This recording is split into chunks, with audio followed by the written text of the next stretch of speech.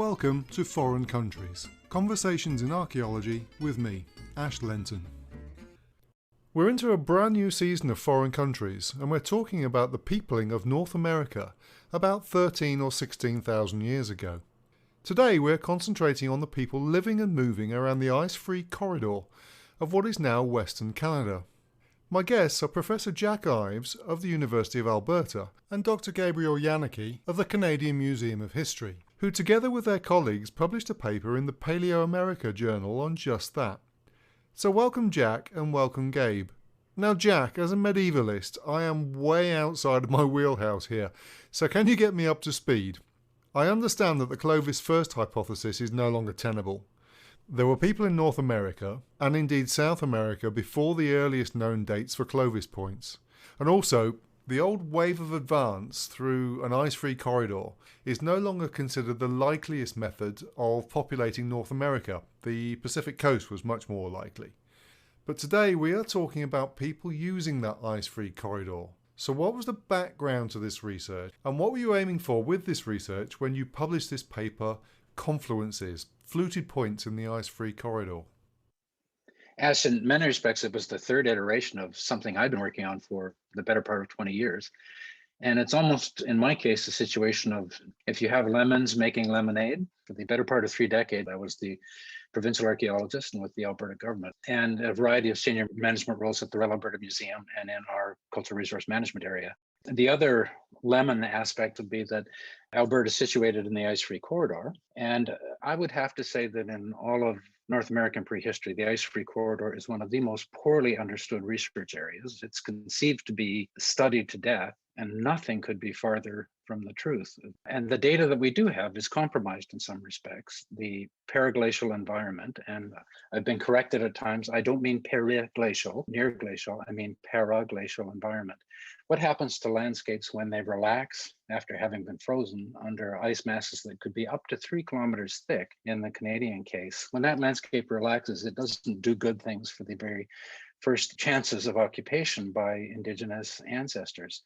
Then the things that we do find often come from surface collections in fields, or at least thinly stratified deposits that are not those great stratified sites that archaeologists prize for working out timeframes. So that was the lemons part of it. The lemonade part of it was, well, when you're in a heritage resource management kind of role, you're often in touch with considerable bodies of data.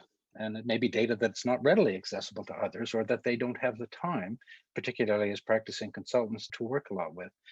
And some of this work could stand on the shoulders of Eugene Gribba, a consulting archaeologist who did have the great moxie to go out and start censusing where did fluted points, that one recognizable thing that we have in North American prehistory from an early time frame, where did they occur in Alberta? And Eugene, of course, is a gifted flint knapper, a replicator, so he had an intimate knowledge of this. The earlier database that Eugene had worked on was taken over by one of my staff members at the Royal Alberta Museum at the time, Bob Daw. And I eventually inherited this and then brought it over to the University of Alberta. So we wind up with, in this paper, this third iteration of it, about 440 instances of fluted points in Western Canada. Right, so you had this rather disparate mass of data on fluted points that had been found in Western Canada, which had hardly been studied. What could you do to make sense of it all? In terms of working that out, the issue became, what can we do to extract useful information from that data, given that it is to a degree compromised? We can't put it all in one place. It's in regional museums, it's in some major institutions like the Royal Alberta Museum, but it's in smaller regional and local museums, it's in avocational hands. It was a question of drawing all this together. Someplace along that line, well, in the early 2000s, I became aware of one of my Michigan colleagues, David Anderson and Gillam's work with the Paleo-Indian Database of the Americas. And they had amassed all this information on fluted points in the United States, Southwestern Ontario, and into Mesoamerica. But in David's work, and I have a collection of maps like this, Western Canada, the ice-free corridor area, was persistently mapped as vacant. Over and over and over again, nothing, which to me has a tremendous subliminal effect, when in fact we knew that there were quite a number, a moderate density, I would say, of fluted points in that area. And the way that David Anderson and his co-author Gilliam put this together was to make that heat map, which was highly suggestive of the settlement process that had gone on in this earliest time range. And I guess you would say I'm one of those people who is inclined to see what we see at the Fluted Point era as reflecting perhaps the conditions just before that. What were human population densities and their locations like? That was information that we could extract from this database. Right, and what is the scope of these fluted or Clovis points? What kind of areas and timeframes are we talking about? Well, Clovis first is long gone. Clovis is quite a phenomenon, the notion of fluting. I mean, it eventually reaches the North Slope of Alaska and the Straits of Magellan, and in a relatively brief period of time within the confines of a single millennium, and perhaps even noticeably less than that, which makes you think, what's happening there? And I don't think all of it can be the question of demic expansion as it was once framed, that there were pre-existing populations and ideas were spreading. And that's the other dimension to this paper that we're particularly interested in, what appears to be a contact situation. There are people established at Swan Point in Alaska more than 14,000 years ago. There are people established south of the ice masses 14,000 or more years ago. Once that corridor opens, and it's physically open between 14 and 15,000 years ago, and it's biotically open for sure at least 13,200 years ago, so by that fluted point interval, then contact between those populations, resuming, that becomes a distinct possibility. And what can you say about these different groups of people? What were they doing differently that set them apart? So the things that came up were things like raw materials. We had records of what the raw materials were. The Clovis timeframe, the fluted point timeframe, is well known for the use of exotics. Often points and sometimes whole assemblages are made of high quality, aesthetically pleasing toolstone materials that have been transported some distance. The Alberta, the ice recorder record was completely different. It was an almost total reliance on local toolstones. What did that mean? An intriguing difference. And I should say we were picking on fluted points because in a what you might call a compromised database, that notion of basal thinning or fluting was something you could recognize with some objectivity. And as we increasingly recognize that stem points are at least Clovis contemporaneous and probably earlier, that becomes another important dimension to this and would lead into the St. Mary Reservoir work, the Wallis Beach work that Gabe's doing. And so that sense of somehow fluted point makers are in the ice-free corridor region at an early date, but they seem relatively isolated from other fluted point makers. What's that about? Okay, how do you go about answering those questions? An element that Gabe brought to the research when he had started as a graduate student at our institution was to look at these things morphologically. Because we had the locational data, point data for the points, and it was a bit different from the PIDBA data in the US, which is county-based. We actually often had pretty precise locations. We could look at where did the points wind up, and they're out at tertiary locations on the landscape, where I think people were undertaking the most dispersed phases of a subsistence settlement system. And then Gabe did a brilliant study in a course that he was working on that we incorporated in our PaleoAmerican Odyssey paper, showing that these points, they were invariably at the end of their use life. We could see that they had been broken at their tip or broken at their base, and then they'd been repaired. And what we're seeing in the ice-free corridor is many instances of these points reaching a discard threshold of about 30 millimeters, after which not much more could be done with them. So that was another useful piece of information that could be extracted from a database that was otherwise challenging. So Gabe, the Clovis points were not all uniform. There were big variations from location to location. How do you address this to tell the story of these people? My involvement was founded on the observation that Jack and Bob Daw and Eugene Gribbett had made that fluted points are not just present in the corridor, they're really quite abundant. And so there's that lacuna in the international literature that I wanted to help set out to address. But then I started with a very basic question, which is, are these fluted points that we're seeing, hundreds in private collections and in museum collections, are these actually Clovis points or Clovis contemporary? And how would you go about addressing that? When you break down that sample of 460 odd points and the ones that we can get solid measurements from, now that's up to 265 instances, which is again more than I think a lot of researchers in this area realized existed. What you see is a lot of variability, and some of the existing literature about these focused on the presence of what had been called stubby points in the ice-free corridor at places like Sibbald Flats down in Kananaskis country west of Calgary, and Sequoia or Charlie Lake Cave in northeast BC. These are very, very short fluted points that were appearing in the literature. These are the ones that were published, came from excavated contexts. And you compare a fluted point from either of those sites to a classic Clovis fluted point from Anzac or Blackwater Draw, and the difference is enormous. So there's this proposition out there that maybe what we're seeing in the corridor is a later assemblage. As the Clovis culture changed over time, adapt, we saw shorter fluted points being made on purpose. And how likely was that proposition? I really took exception to that premise. And this is inspired to a great extent by what I had read by Chris Ellis and his work with the Dept collection on the eastern coast of Canada, and work by Julie Morrow, Bruce Huckle, where they pointed out that when a Clovis point is newly made, yes, it's big, but over time, these points break. The pieces of them get reused. And so my morphological assessment was really focused on the length of these points. There's another aspect to this, which is that at any point, either in the terminal Pleistocene or through the Holocene in North America, projectile points, whether these are spear tips or atlatl darts or arrows, they had a use life. They were made new and were basically at their biggest. And then as they're used, tips break, they break in half, there's wear and tear. They get whittled down through resharpening. So at the end of their use lives, they're really quite short and stubby. This is observed really in multiple time periods. And if you have an assemblage of points from a single site, you can see that points were discarded at varying sizes, whether or not, based on the judgment of whether they could be reused or not. So when we see 2 or 3 or a small handful of stubby fluted points in the corridor, does that hold up for everything else, the hundreds of them? And the answer is pretty clearly no. You are describing a life cycle of the fluted points there. What is the evidence there to support that?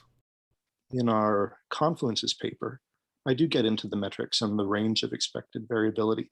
And at Blackwater Draw, which is really the classic Clovis locality down in southwestern United States, the range of fluted archetypal Clovis points is between 29.5 and 110.5 millimeters. And when you look at the range of variability for fluted points from the ice-free corridor, now this is including Alberta and northeast BC, we see a range of 25.6 to 124.1 millimeters. We have the stubby ones, but we also have very, very large points in that assemblage. Right, so the life cycle of the fluted point must relate to the behavior patterns of the people using them. How do you interpret that? So a point that Chris Ellis had made is fluted point size, and particularly length, is linked to the context of the find. If you find fluted points in a context where they were newly made and deposited in the archaeological record, there's only a few instances where that would occur, specifically caches and burials, then you see that, yes, it's big. But if you find a fluted point from the Clovis period in a context of use and discard, these would be campsites and kill sites, then you do typically see much smaller points. Was that happening in the ice-free corridor? So our average fluted point size in the ice-free corridor, it's just a little under 5 centimeters long.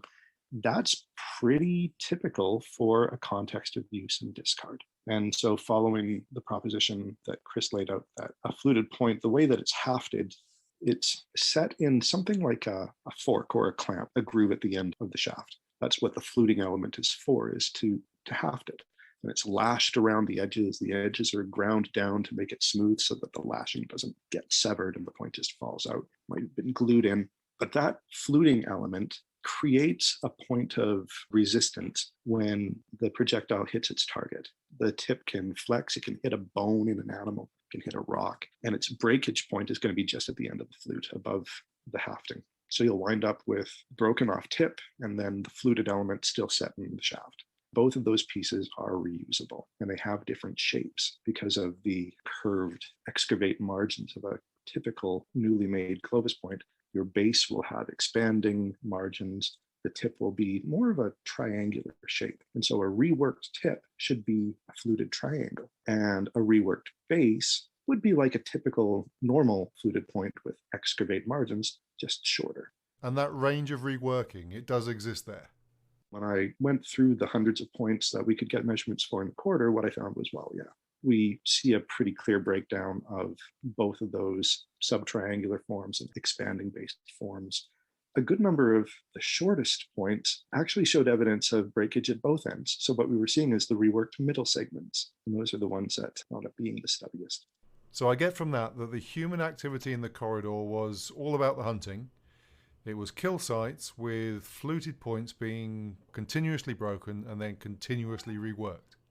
It's a pretty simple model, but I like the simple logic of it. And then there's another element to it, which is, do those patterns of reworking and size change based on some other morphological attributes to do with the bases, and especially the fluting element?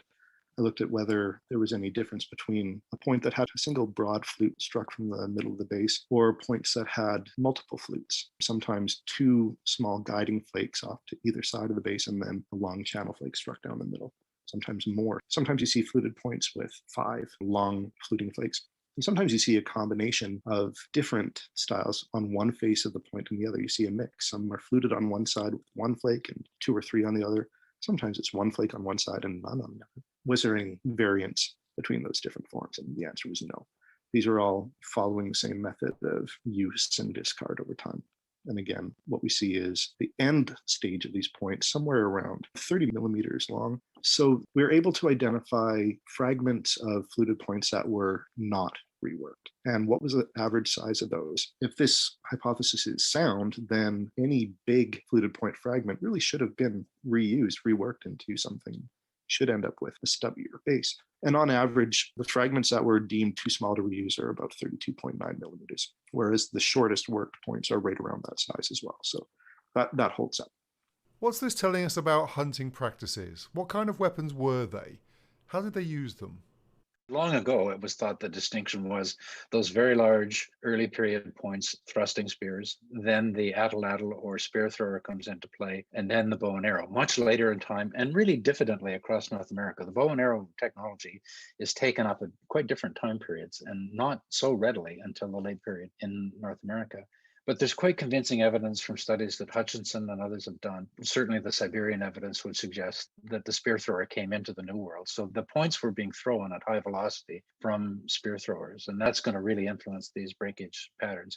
And some of the experimental work that the late George Frisson did in Africa during those elephant culls did show that this weaponry is highly effective, especially when propelled by a spear thrower. I read another one of your papers, Jack, in Mobility in Ancient Society, about interpreting the kinship structures of these fluted point communities. What can you say about how people were living socially in the corridor? In terms of the kinship dimension of this, I feel that anthropologists and archaeologists have paid too little attention to how seriously communities, and that includes indigenous communities, would look to how do you successfully reproduce a society, both economically and socially.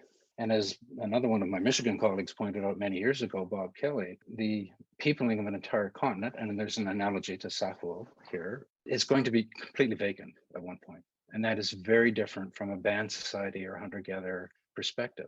The distribution of the PIDBA database and then coupled with our Western Fluted Point database for all of Western North America suggested a really clumped pattern that looked very much like what Anderson and Gillum had called a leapfrog type of pattern of settlement, which may have reflected the human population condition as the Fluted Point era arrived. And so I was looking at an anthropological or theoretical background that would explain this type of pattern. And there are, in fact, advantages in kinship structures. Patrick McConville in Australia has worked on some of these problems, I know, from working with Pat before. There are advantages to fairly endogamous marriages, for example, under these circumstances. When you don't know, where can I find a mate in a world that's effectively empty that you've entered?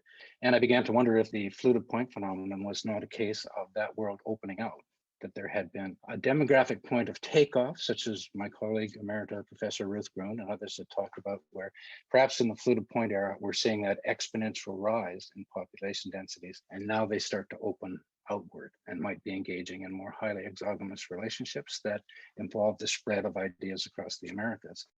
Can we relate any other evidence to the interpretation, the genetics, for example? I would have to say geneticists seem to have some advantage over archaeologists. Archaeologists are remembered forever for what they said recently. the whole genetics world is extremely fluid and changes dynamically all the time.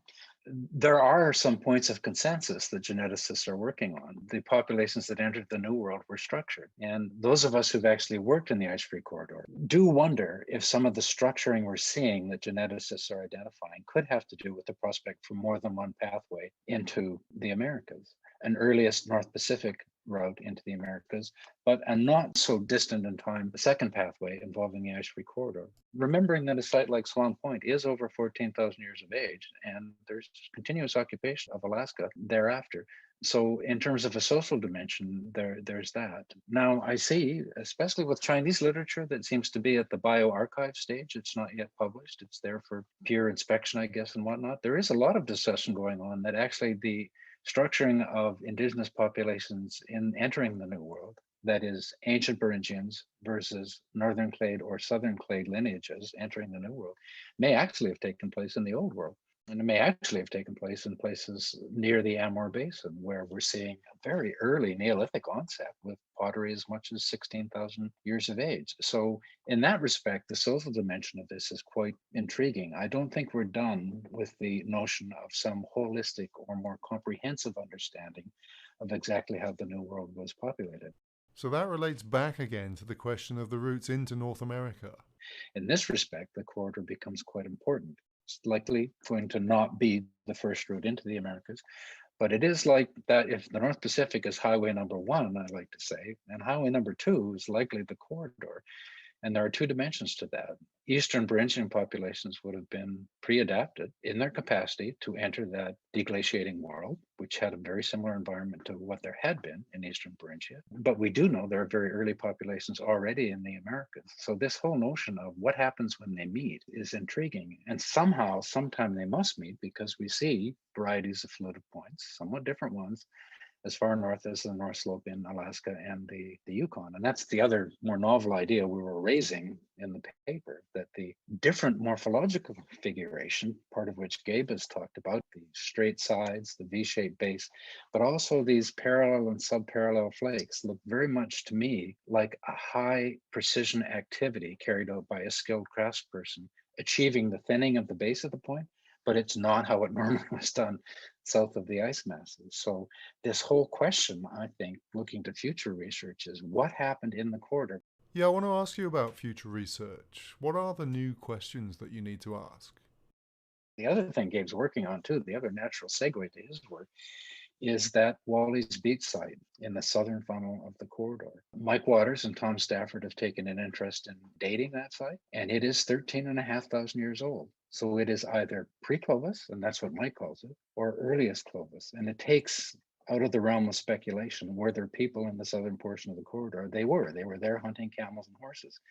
But we don't know what they were hunting them with, whether it was fluted points, very early ones, stem points, or projectile point technology we can't be quite certain of. So that zone of interaction becomes, to me, tremendously fascinating. Was it largely demic expansion of lower latitude populations now making fluted points, but perhaps also stem points, having an opportunity to move northward? And at what point would they meet people? And that's where that raw material business comes in. One way of interpreting the very strict reliance on local and regional raw materials inside the corridor could be that people were already present at the time fluting begins to originate in the area south of the ice masses. And we are seeing some diffusion as well, that there's an idea being communicated, which would also seem important if we think down to the Isthmus of Panama, that other great geographic constriction in the Americas, because this fluting idea is going to travel into the Fishtail Point series in a similar time range. And there very likely are already people in South America well before that.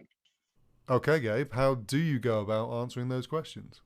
I mentioned earlier that there's a perception or the suggestion that these stubby fluted points in the corridor, especially at Tequa, Charlie Lake Cave, came later, that they're post-Clovis. And if I'm going to counter that and say, well, no, they really are Clovis contemporary, that's not entirely true. Tequa is a very well-dated site, and it does come out as a few hundred years post-Clovis. So there's something going on there that's true. But as Jack has pointed out in our Confluences paper, that's one date or one site out of the hundreds that we know of. And that really is the only well-dated, excavated, fluted point component that we have in the corridor.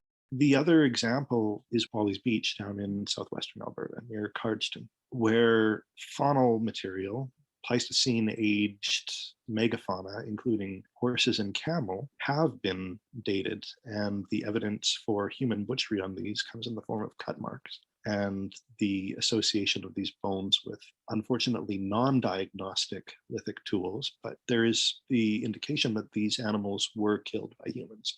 The dating of them is rock solid and puts them at a pre-Clovis age. So we have at the southern end of the corridor a pre-Clovis human presence, and then further up in the mid portions of the corridor, there's one site that comes at slightly post-Clovis but still shows presence of fluted points. And that is sort of consistent with the Alaskan data, where the parallel-sided multiple fluted points that Heather Smith and her colleagues have been looking at do come out as post-Clovis as well. That is tracking the movement of flute point users from south to north, not north to south. So there is a suggestion of a trajectory of fluted point technology moving from south to north. But Wally's Beach then becomes a very, very interesting target for future research. So what is the significance of the Wally's Beach site? The site was discovered in the 90s because it was exposed. It's on the floor of a man-made reservoir. It feeds a huge irrigation district in southern Alberta. So there's a large dam that fills up a very deep, steep-walled valley, and when the water level is at its highest, it covers a portion of the prairie surface. But in the 90s, during a period of drought and I think dam maintenance, the water levels really dropped and exposed the floor, the upper portions of this reservoir. There's no vegetation cover holding sand and silt down anymore. The high winds come up in southern Alberta. We routinely see wind gusts in the range of 80 to 100 kilometers an hour down there, and just started stripping sediment away and exposing projectile points and bones on the floor of the reservoir, along with footprints of horse, camel, muskox, and woolly mammoth. In the surface collection that came out of this site, there were 10 Clovis points found, along with cut-marked examples of now extinct yesterday's camel and cabalene horse. So very, very tantalizing. These are unfortunately surface finds or near surface finds. They're exposed and then excavated completely. And so loosely disarticulated animals are found in individual locations. So what can you do there? What I've been doing at Wally's Beach is, revisiting the site. We've been fortunate in the last few years to have some low reservoir levels again, where it's possible to work at the site, and to start working out whether we can find any spots in this vast site area. It's several square kilometers, so there's a needle in a haystack proposition here. But seeing if there's any spots where we can encounter these Pleistocene-aged cultural and faunal, effectively paleontological in some cases, deposits before they've eroded out, find the stratigraphy, find the cultural associations while they're still in the ground. That's the current project. Oh, right. So what methods are you using? So this has been a project that's involved surface survey, excavation, and now getting into ground penetrating radar and a bit of magnetometry. And our results are so far promising. We have found potentially recently exposed landform that had a fluted point and horse bones in close association. Dating, we're still waiting on results for that. I can't announce our eureka moment quite yet. So it might be good to reinforce that the situation in the same area reservoir, and listen, it's 19 kilometers long, and it's been exposed by these processes that Gabe talked about. To the north in the Brazeau Reservoir, and in northeastern British Columbia, the Williston Reservoir, the material that comes to light is quite remarkable. But that's what it takes to see into these environments where we're not getting a lot of stratigraphic sites. But two of our most critical thinkers and gifted archaeologists, zooarchaeologists, Don Grayson and David Meltzer, have looked at that. You do have to be cautious in the St. Mary Reservoir because you have 13,000 years of prehistory being let down onto whatever the existing surface is. But in the case of those horses and camels, the camel in particular, you have butchering implements, you have ribs smashed off at the vertebral column, just as we'd see later with bison butchering, that type of thing. And some of these implements occur underneath the skeletal remains. The cut marks on the horses and whatnot are quite convincing. So Donald Grayson and David Meltzer have critically looked at all these sites where Pleistocene fauna has been at issue in the Americas, and they have said, we are convinced this is clear evidence of human butchering. So I think it's important to stress that, yes, caution is required with those St. Mary finds, but in these particular cases, the horses and the camels, it's pretty clear that they were killed and butchered 13,500 years ago. Taking a more general view, where is research on this subject going in the next few years? I would say in terms of the ice-free corridor region and the peopling of the Americas set of issues that, I mean, it's important to remember that archaeologists have generally been consumers of earth science information. And in this time period when the corridor was being so thoroughly investigated, there were a couple of geologists working on this, people like Archie Stalker and Nat Rutter. That's all. It was not thorough at all. It's a vast region as the corridor unzips, deglaciates, right? Happily, right now, there's much more earth science interest in this. And there's a generation of students coming along with training in that can do what I hope can be done. And how do you incorporate geosciences and other methods into your archaeological inquiries?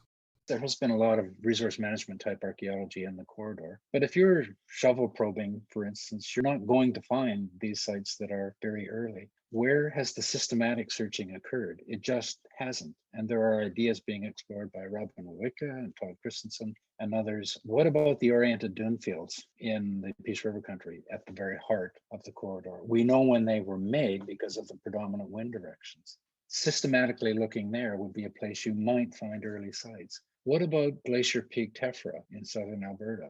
We know that's in the Clovis time range. What about looking at deposits where that's present as a systematic means of going after the right time range in the right sediments? So there's a future body of research that I think is critically important and can tell us about some of these larger scale issues that we're talking about there. And then, of course, if Gabe and Liam Wadsworth, one of our PhD students, can succeed at looking at this in a subsurface context, we might be able to dredge a bit more out of the St. Mary Reservoir with intact deposits that have been less subject to deflation. Well, that's a very wide scope. So how do you set the priorities? It really concerns me that we seem always in our discipline to be pursuing a zero-sum game.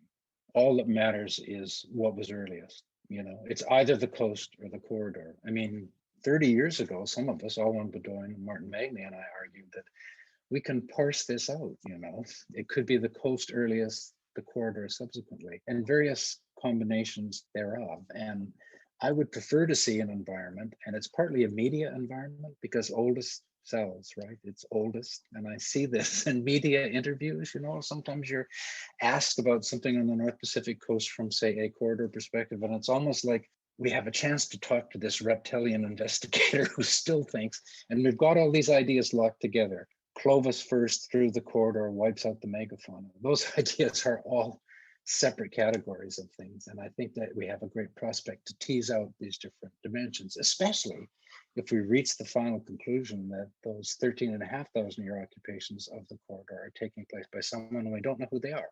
Maybe they're not fluted point makers yet. Maybe they're stem point makers who've emanated from the Pacific Northwest or someplace else, or maybe they've come from Eastern Beringia and they're already present. They already know something about the raw materials they're exploiting be there. So those are all future directions I think would be extremely interesting in fleshing out a more holistic picture of what went on in the peopling of the Americas.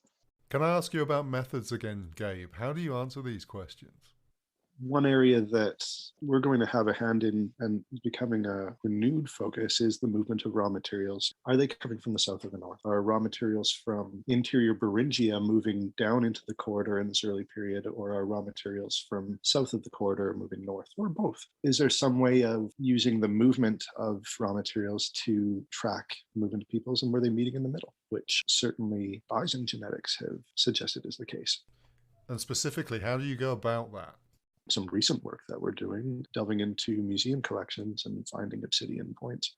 One obsidian point that is in the collections of the Canadian Museum of History that we've recently analyzed from the Grand Prairie region of northwestern Alberta. This is the middle of the corridor. There's a set number of obsidian sources that we know of that can show up in that area from interior BC, which would have been glaciated when the ice-free corridor was opened, or south of the ice, typically Idaho or Wyoming, the Yellowstone Park area. But the signature for this piece of obsidian is wildly different and does point to a south of the ice origin, at a deep south of the ice origin at a very early stage. So that's exciting. How does this area of the discipline grow? What's the future of research? Where are things going in the next few years? For the discipline as a whole, there's a greater incorporation of Indigenous perspectives. And when we talk about genetics, we are talking about the ancestors of Indigenous people in North America and individual populations. We don't know who the pre-Clovis inhabitants of the corridor were, but I take great interest in the Blackfoot or Niitsitapi oral traditions that say when the world was being created, from the moment that it was inhabitable, we could say. This is what we're talking about in this early stage of deglaciation. When the Creator was making the world, he came from the south and moved north into that area of southern Alberta. That's an interesting perspective that I think ties into what we're finding. Is there a way to incorporate that perspective?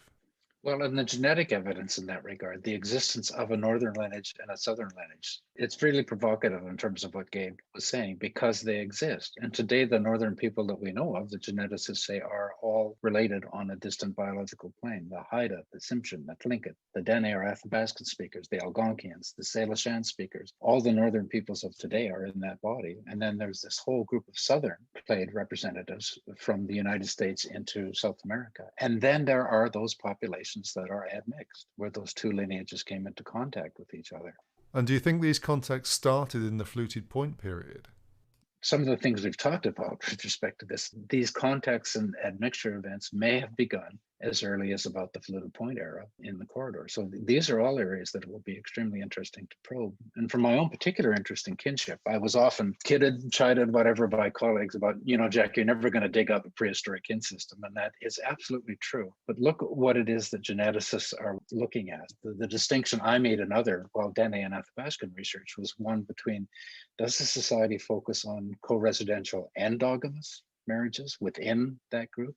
Or do they focus on outward-looking marriages? Well, now look what's happening in the Upper Paleolithic world. In terms of Neanderthals, we're seeing populations that were pretty significantly mating within a very narrow circle. And when we look at the Sungir burials, the pattern is different. They're highly exogamous, the geneticists are telling us. So I would be hopeful that as things proceed in the Americas, we may start getting some indications there about how inward or outward-looking these societies were in fashioning these relationships and maybe facilitating that spread of this really unusual idea in the world. There is an instance of fluting in that's come to light in Arabia, but otherwise this is a uniquely North American idea that just takes the whole hemisphere by storm.